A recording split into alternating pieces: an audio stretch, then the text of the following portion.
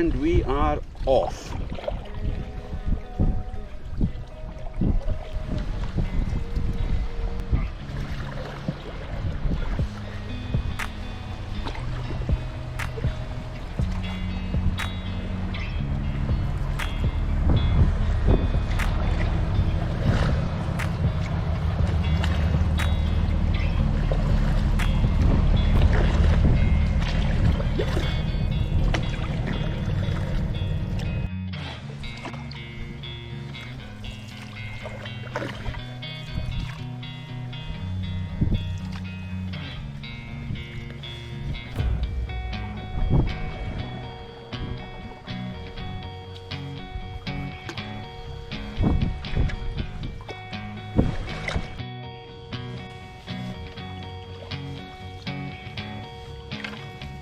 So we're about 3 kilometres away from Neptune's Staircase. Beautiful blue skies, but we have got a bit of a headwind. So do it in June, people said. You'll have a tailwind the whole way, they said. No, we've got a headwind. It's not too bad, but it's just requiring a little bit more effort on the party side of things. But the weather is beautiful and it's really warm. Can't really beat it. Seen another few canoes on the canal, but paddling in the opposite direction. Lots of walkers going in our direction, but no other canoes.